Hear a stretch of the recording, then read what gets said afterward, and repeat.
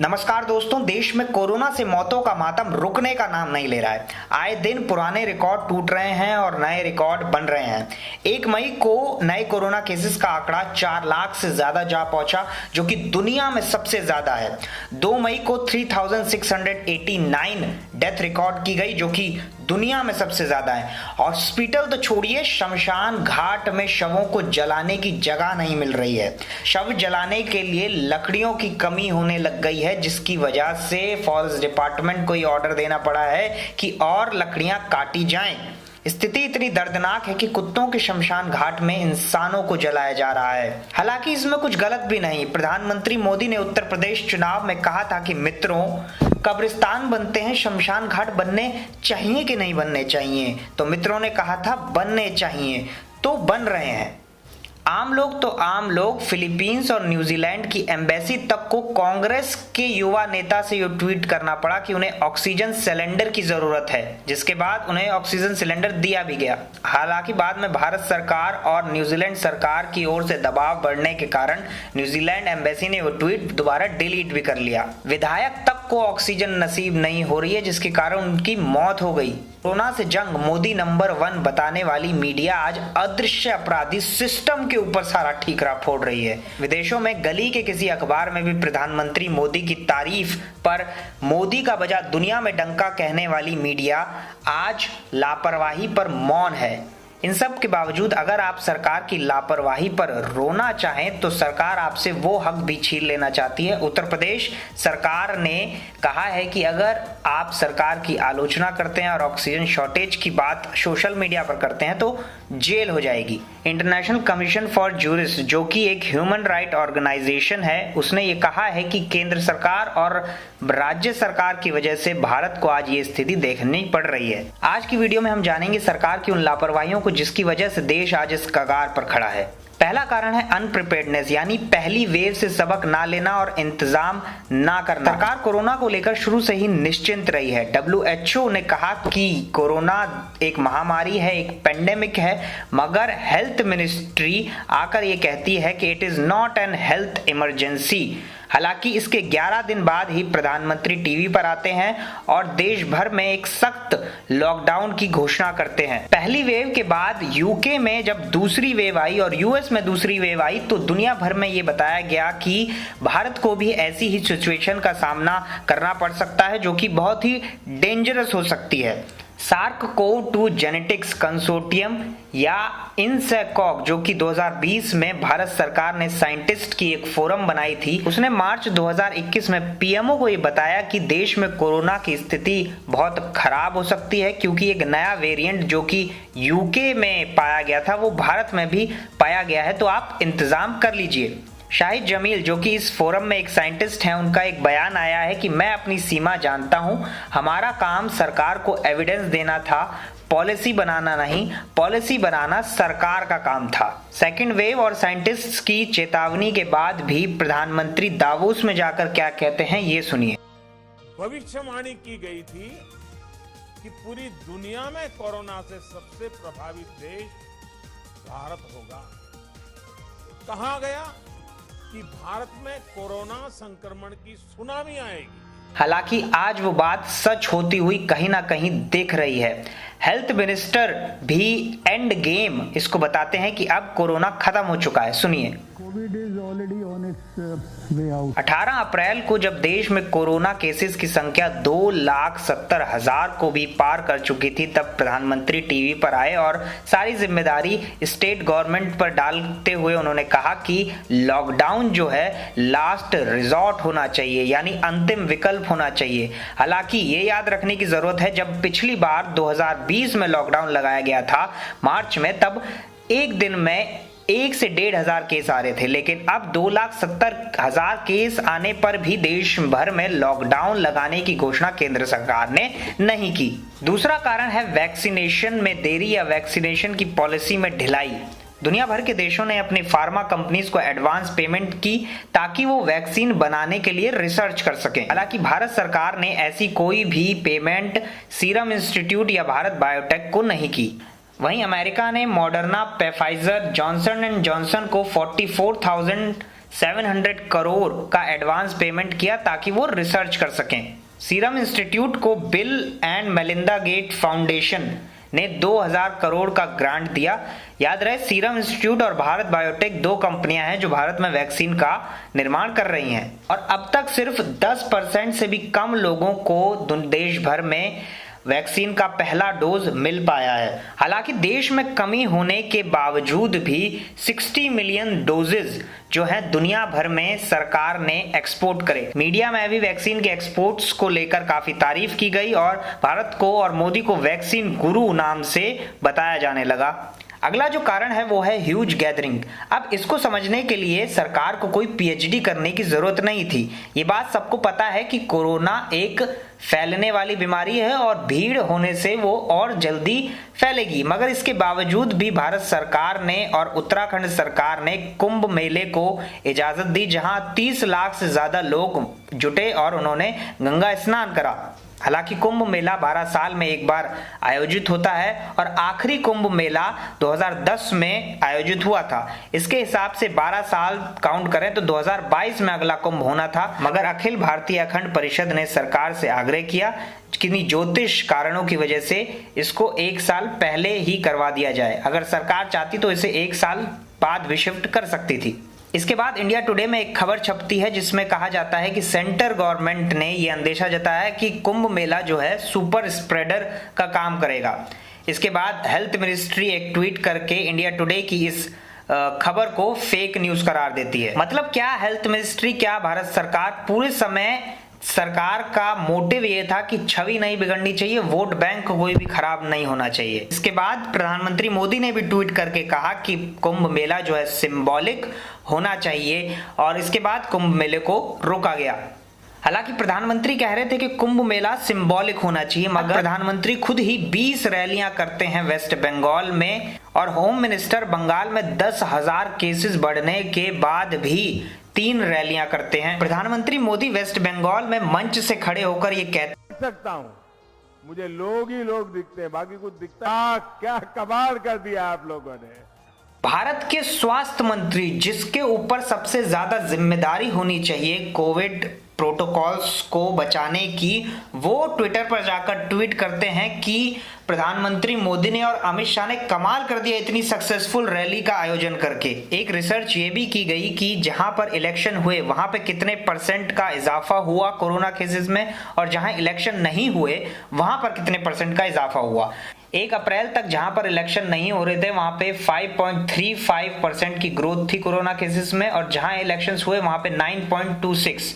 वहीं 15 अप्रैल तक 3.01 जहां पर इलेक्शन नहीं हुए और 7.99 जहां पर इलेक्शन हो रहे थे, इतने % की ग्रोथ जो है वहां पर देखने को मिली।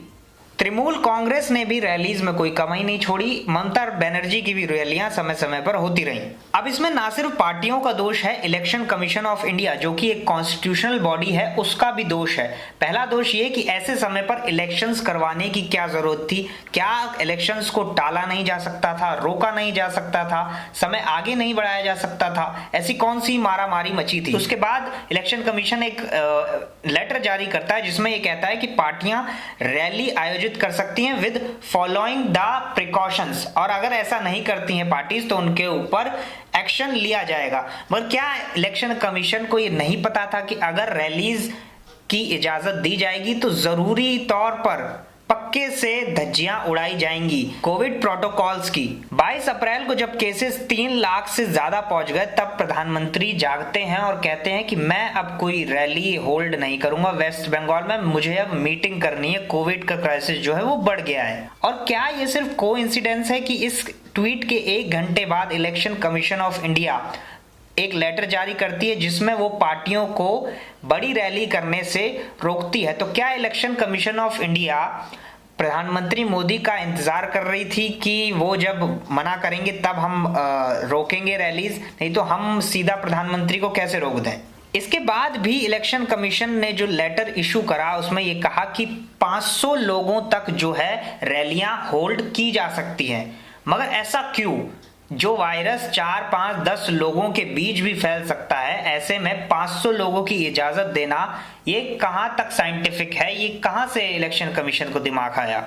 दोस्तों मद्रास हाईकोर्ट ने तो यहां तक कह दिया कि इलेक्शन कमीशन पर क्यों ना मर्डर चार्जेस लगाकर उनके ऊपर ट्रायल चलाया जाए, जिसको लेकर सुप्रीम कोर्ट में इलेक्शन कमीशन ने मद्रास हाई कोर्ट के इस ऑब्जर्वेशन को चैलेंज किया, जिसके बाद सुप्रीम कोर्ट ने भी उनकी अपील को रिजेक्ट कर दिया। दोस्तों क्या आप जानते हैं कि उत्तर प्रदेश पंचायत चुनाव में जिन टीचर्स की ड्यूटी लगी थी उसमें से 135 टीचर्स को अपनी जान से हाथ धोना पड़ा इलेक्शन चुनाव में ड्यूटी लगने के कारण। इन्हीं टीचर्स में से एक कल्याणी, जो कि 8 महीने की एक प्रेग्नेंट महिला थी, उसने एक चिट्ठी लिखी डिस्ट्रिक्ट इलेक्शन ऑफिसर को और ये गुजारिश की कि भैया मैं 8 महीने की प्रेग्नेंट महिला हूं, मैं ड्यूटी में नहीं आ सकती, जो कि एक वाजिब कारण था। मगर इस छुट्टी की एप्लीकेशन को रिजेक्ट करते हुए कहा गया कि ऐसा ना करने पर, ड्यूटी पर ना आने पर तुम्हारे ऊपर एफआईआर दर्ज की जाएगी, जिसके बाद कुछ समय बाद उस महिला की, कल्याणी की मृत्यु हो जाती है। माना कि राइट टू वोट एक कॉन्स्टिट्यूशनल राइट है जो कि हर आदमी को अधिकार देती है अपना रिप्रेजेंटेटिव चुनने का, मगर आर्टिकल 21 राइट टू लाइफ देता है जो कि एक फंडामेंटल राइट है। अरे जिंदा रहेंगे तभी ना वोट कर पाएंगे इलेक्शन कमीशन। अगला कारण है बदहाल हेल्थ केयर सिस्टम और शॉर्टेज ऑफ एसेंशियल्स। इंडिया अपनी जीडीपी का 2.5% हेल्थ केयर में स्पेंड करता है, जिसमें इस 2.5% में डॉक्टर्स की सैलरी से लेकर एस्टेब्लिशमेंट तक सब कुछ इंक्लूडेड है, जो कि कंपैरेटिवली दूसरे देशों की तुलना में बहुत कम है। जहां फ्रांस 11% स्पेंड करता है, यूके 10% करता है, ब्राजील जो कि डेवलपिंग नेशन है 9.5% करता है। एक और बड़ी वजह है ऑक्सीजन की कमी। पूरे देश में ऑक्सीजन के लिए किस तरीके से हाहाकार मचा हुआ है ये आप देख ही रहे हैं। एक्सपर्ट्स का मानना है कि देश में ऑक्सीजन की कमी नहीं है, सप्लाई चेन की कमी है। ज्यादातर ऑक्सीजन का प्रोडक्शन ईस्ट में होता है, मगर उसकी जो डिमांड है अभी नॉर्दर्न इंडिया में, दिल्ली में और इन राज्यों में हो रही है जहां पर ऑक्सीजन का प्रोडक्शन नहीं हो रहा। तो उस ऑक्सीजन को यहां तक लाने में जो समय लगा उसकी वजह से काफी लोगों को अपनी जान से हाथ धोना पड़ा, जो कि आए दिन आप खबरों में सुनते ही हैं। ऑक्सीजन की कमी का एक और सबसे बड़ा कारण है, और उन लोगों को शर्म आनी चाहिए जो ये काम कर रहे हैं, वो है ब्लैक मार्केटिंग और होर्डिंग। ऑक्सीजन के सिलेंडर की ब्लैक मार्केटिंग हो रही है और उन्हें हजारों नहीं लाखों रुपए में बेचा जा रहा है उन जरूरतमंदों को जिनको जान बचाने के लिए इस समय ऐसे ऑक्सीजन सिलेंडर्स की जरूरत है। ऑक्सीजन को स्टेट्स में एलोकेट करने का जिम्मा सेंट्रल गवर्नमेंट के ऊपर है। हालांकि कुछ राज्य ऐसे हैं जिन्होंने कम ऑक्सीजन की मांग करी, मगर उनको केंद्र सरकार ने ज्यादा ऑक्सीजन दी। वहीं कुछ राज्य ऐसे हैं जिन्होंने ज्यादा ऑक्सीजन की डिमांड करी और उनको कम ऑक्सीजन दी गई। इसमें सबसे बड़ा एग्जांपल दिल्ली का है, जिसने 700 मैट्रिक टन की डिमांड करी, मगर केंद्र सरकार ने एलोकेट करी सिर्फ 480। यूपी ने को भी 753 मैट्रिक टन एलोकेशन किया गया। वहीं यूपी ने डिमांड की थी 800 मैट्रिक टन की। वहीं केरला, छत्तीसगढ़, तमिलनाडु, मध्य प्रदेश, महाराष्ट्र में जितनी स्टेट्स ने डिमांड की थी उससे ज्यादा ऑक्सीजन एलोकेट की गई है। मगर सबसे ज्यादा जो डिफरेंस देखने को मिलता है वो दिल्ली में देखने को मिलता है, जहां 700 की डिमांड की गई और दी सिर्फ 480। इसी के चलते दिल्ली हाईकोर्ट ने भी सेंट्रल गवर्नमेंट से पूछा है कि दिल्ली को कम ऑक्सीजन क्यों दी गई। वहीं रेमडेसिविर जो कि एक एसेंशियल ड्रग है जो कोरोना के समय में मरीजों को दिया जाता है, उसकी शॉर्टेज देश को देखने को मिली। ये शॉर्टेज इसलिए देखने को मिली क्योंकि जनवरी और फरवरी में रेमडेसिविर का प्रोडक्शन कम कर दिया गया था, क्योंकि कोरोना केसेस में कमी आने लग गई थी। और क्योंकि इस ड्रग की शेल्फ लाइफ 6 महीने है, इसलिए प्रोडक्शन कंपनीज ने इसकी प्रोडक्शन को कम कर दिया ताकि खराब ना हो जाए। हालांकि रेमडेसिविर का एक्सपोर्ट जनवरी से मार्च में डबल हो गया, मगर इतनी बड़ी महामारी के बीच सरकार का ध्यान किस पर है ये भी देख लीजिए। इंफॉर्मेशन को कर्ब करने के ऊपर भारत सरकार ने कुछ ऐसे ट्वीट डिलीट करे जिसमें भारत सरकार की कोविड क्राइसिस को सही तरीके से हैंडल ना करने के लिए आलोचना की गई थी। फ्रेंच में एक कहावत है कि breaking the thermometer to bring down the fever, कि अगर फीवर को कम करना है तो थर्मामीटर को ही तोड़ दो।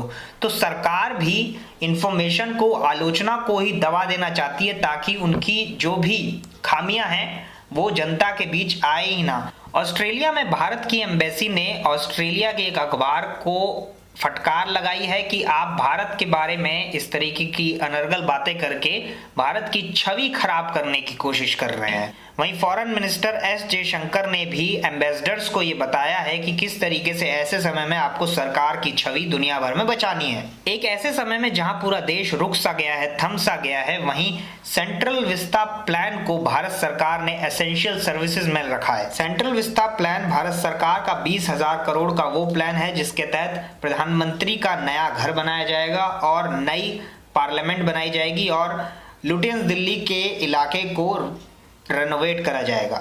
और इसके लिए हाल ही में सरकार ने डेडलाइन भी फिक्स कर दी है। तो क्या ये इतना जरूरी काम है, इतनी एसेंशियल सर्विसेज है जो ये जारी रहनी चाहिए? इस कठिन समय में पूरी दुनिया भारत के साथ खड़ी है, चाहे वो यूएस हो, फ्रांस हो, चाइना हो, हर तरफ से देश को मदद मिल रही है। मगर 17 साल बाद ऐसा हो रहा है जब भारत फॉरेन एड ले रहा है। यूपीए सरकार में मनमोहन सिंह सरकार ने यह फैसला लिया था कि भारत अब से फॉरेन एड नहीं लेगा, मगर 17 साल बाद ऐसा हो रहा है कि भारत फॉरेन एड ले रहा है। इस विपदा, इस आपदा ने हमें एक बात तो सिखा दी है कि मुसीबत के समय ना वो नेता काम आता है, ना कोई अधिकारी काम आता है, काम आते हैं तो अपने लोग। इसलिए प्रेम बनाए रखिए और मदद कीजिए अपने आसपास वाले लोगों की। नमस्कार।